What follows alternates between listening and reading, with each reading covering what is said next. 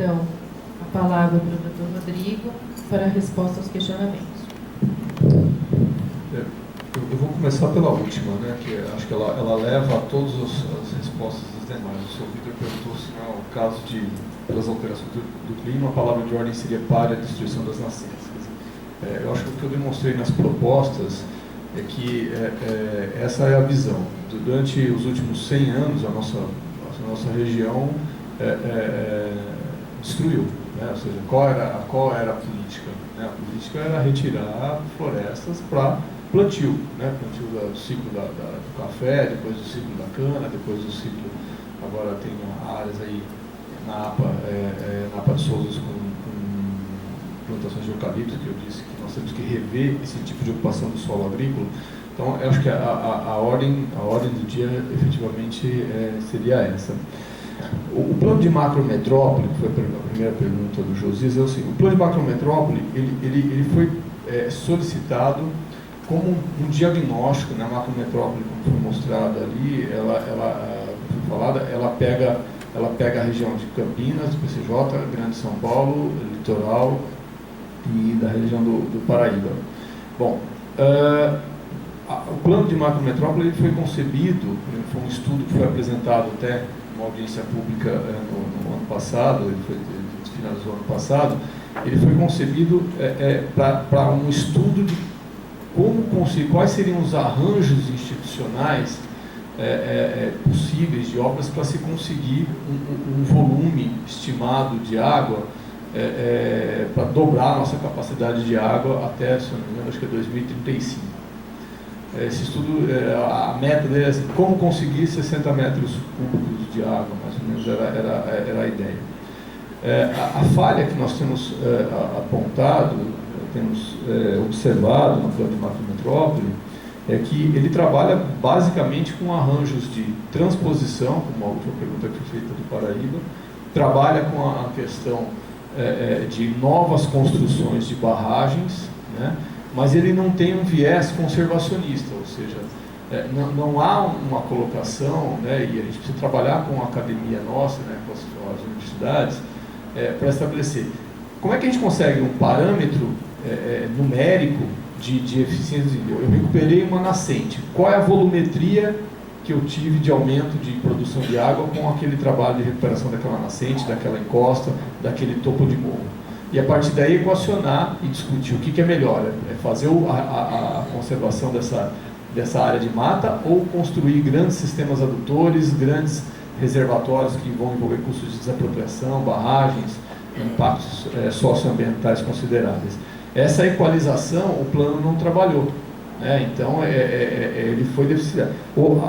Talvez tenha sido deficitária a própria forma de contratação, né, que não delimitou esse estudo de alternativa. Tá?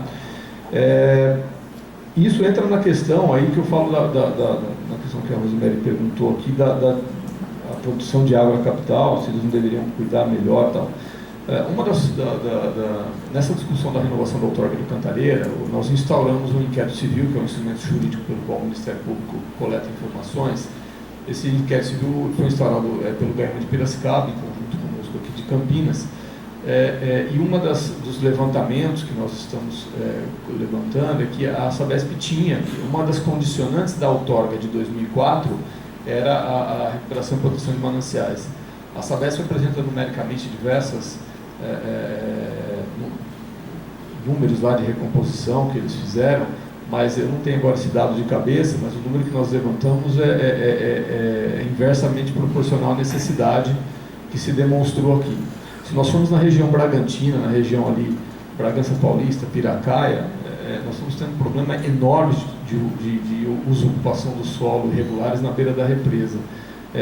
Outra questão, nós não sabemos, e isso nós estamos questionando nesse inquérito civil, tá bom, você recuperou quando, aonde, me dá a coordenada geográfica, né, para eu saber aonde que está, assim, qual foi o critério e tal. A gente está discutindo isso dentro desse todo esse critério de renovação de outorga. Então nós temos, na verdade, que trabalhar com isso. Mas o que eu disse, na verdade, nessa ideia de conflito de bacia, de solidariedade, de águas, como a doutora colocou,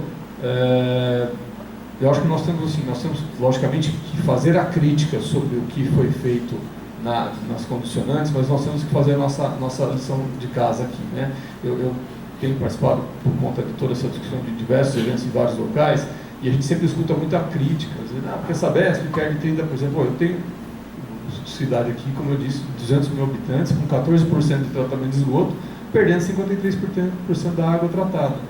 Então, assim, vamos criticar lá? Vamos criticar, mas nós vamos olhar o espelho aqui, né? Vamos olhar para frente com o espelho e fazer a crítica da nossa bacia, né? Do problema que nós estamos vivenciando lá.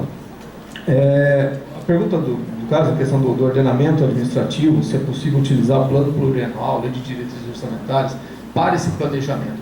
Eu acho que é possível, mas para que você utilize esses instrumentos orçamentários como um instrumento de controle, eu precisaria ter assim, um plano definido e uma rúbrica orçamentária específica. Qual é o grande problema na lei orçamentária? Eu tenho lá a Secretaria do Verde, por exemplo, de Campinas. Estou chutando, não conheço a Universidade de Campinas, mas só para exemplificar, um determinado município vai para tirar das costas. Vamos pensar o seguinte, eu tenho lá uma rúbrica orçamentária, assim, eu tenho tantos milhões ou R$1.000 para a Secretaria do Verde e da Cidadania. Mas não há um destrinchamento de qual é a rúbrica para a recomposição florestal, quanto está sendo destinado para cada item daquela secretaria. Aí eu digo o seguinte, como é que eu, sociedade, chego e cobro no final do ano executivo fiscal, o que você fez com o dinheiro? Sabe qual é a resposta que o administrador público normalmente dá? Ele fala o seguinte, não foi possível, como a rúbrica é uma só, o dinheiro é o X naquela secretaria, ele fala, olha, não foi possível aplicar, porque nós tivemos que redirecionar, o dinheiro foi usado em outra área. Né? Como você está num balaio de gato, né? Tem várias propostas ao mesmo tempo dentro de um único fundo, no orçamento você não consegue ter isso daí efetivamente. Então eu acho que é possível, mas desde que haja uma delimitação melhor em relação a isso.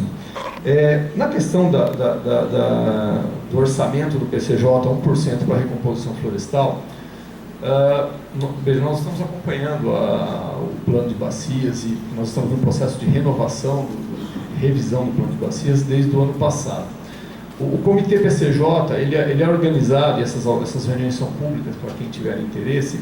O Comitê PCJ ele é organizado em 12 câmaras técnicas, cada uma de uma área: educação ambiental, água subterrânea, planejamento, tratamento de esgoto, saneamento.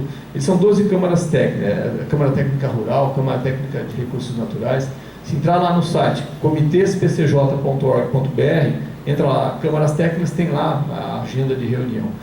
Bom, o que tem sido colocado? A gente colocou esse questionamento em reuniões com as câmaras técnicas e com a agência, porque quem libera o dinheiro é a agência PCJ, que é o braço executivo dessa organização de planejamento. E o que foi falado? Eu demonstrei lá em números que em 1991, 92, nós tínhamos 4% de tratamento de esgoto na bacia. Então, na época, o que se priorizou em termos de levantamento, de avanço, de estudos, eles entenderam, foi uma opção política na época, que a priorização deveria ser o tratamento do esgoto.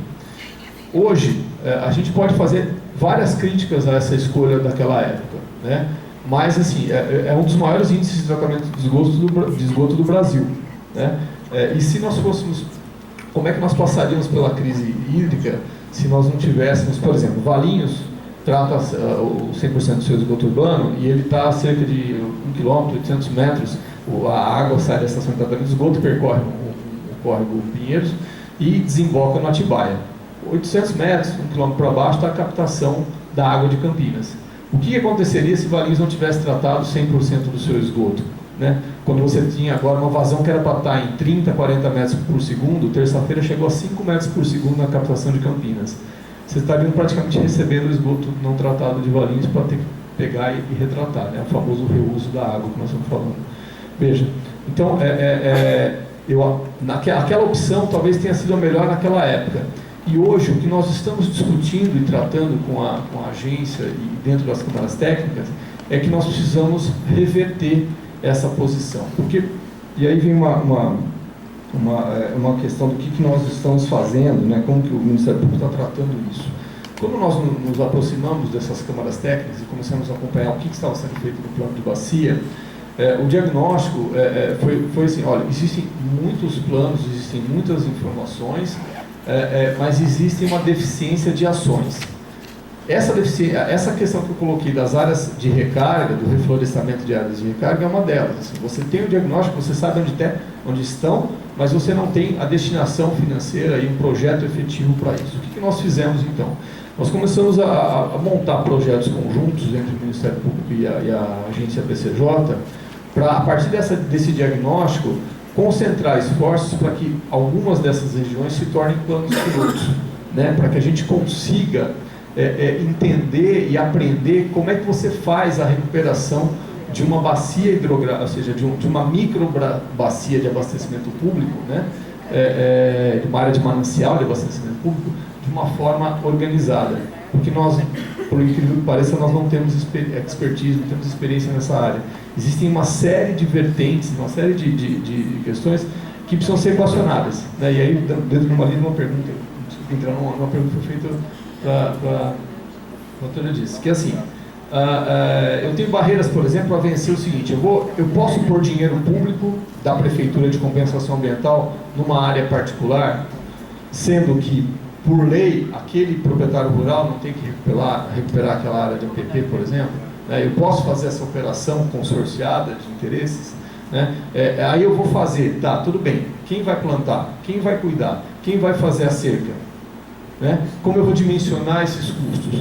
Qual é a prioridade? Eu vou começar por onde? E quem não aceitar ser parceiro? Eu vou judicializar aquela questão? Né? A judicialização é uma saída, não é? Quais são os parâmetros que eu vou criar para falar esse projeto deu certo, teve eficiência ou não? Então, isso está sendo discutido em algumas reuniões. Há um avanço, foram feitas, inclusive agora no mês de abril, visitas técnicas por técnicos da agência, nos 2 locais que já foram estabelecidos como prioritários para esse estudo, que é a bacia do Bom Jardim, que fica entre Vinhedo e Valinhos, e uma cabeceira do rio Corumbataí, na região de Analândia. Nós estamos tentando pegar esses locais para tentar equacionar, porque são áreas totalmente diferentes. Lá, basicamente rural, com área de turismo rural, onde os proprietários têm interesse em fazer a parceria. Aqui, Campinas, Valinhos, Vinhedo, uma área altamente sobre pressão imobiliária, onde todo mundo quer construir, todo mundo quer fazer casinhas para trazer mão de obra de fora, loteamentos clandestinos, ou seja, são realidades totalmente diferentes que a gente tem que aprender com o que nós vamos fazer.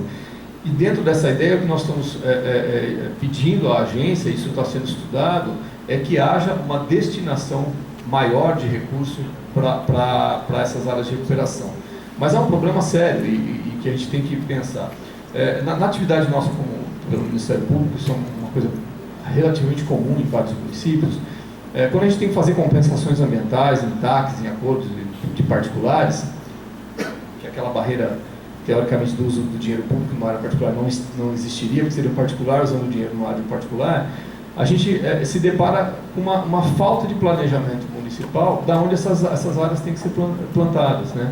Os municípios, na sua grande maioria, eles não têm um trabalho sério de aonde essas árvores. Aí ele fica indicando praça, ele fica indicando bairro lá, aí você fala, me dá o georreferenciamento, ele não sabe, nós temos problemas de sobreposição, o município indicou 2 vezes a mesma área para recomposição. Então, esse é um trabalho que vem sendo gestacionado e que nós estamos pedindo para que a agência passe a ter uma destinação financeira maior. Só que só a agência, eu não tenho isso em números, mas só a agência não vai conseguir fazer isso daí. Então, nós temos, dentro daquilo que eu disse, nós temos que estabelecer uma política onde, dentro desses estudos de áreas prioritárias, nós temos que começar a fazer um trabalho, e aí vem uma pergunta que foi feita por alguém aí para o doutor, mas me permite novamente entrar nessa questão. Não dá para ficar só na ideia de que eu tenho que penalizar o produtor rural, porque ele é obrigado a recompor, né? Ele é obrigado a recompor, mas ele também presta hoje um serviço de relevância pública numa visão um pouco diferente da tradicional, né? Porque ele produz aquilo que é o bem mais essencial para nós, que é a água, né? E a gente sempre usa um exemplo que o Francisco Larroz, que é o secretário nosso do comitê, fala, e é verdade. Se nós formos verificar a tarifa de água da Sanasa, vocês verifiquem lá qual é o consumo mínimo que várias famílias utilizam. Ele é X. Aí você discute assim, não, mas vamos mexer na tarifa, vamos incluir R$2 a mais na tarifa de água para todo mundo e nós vamos reverter esse valor, vai ser carimbado para pagamento de serviços ambientais para aqueles produtores rurais que estejam conservando a água efetivamente. Tá?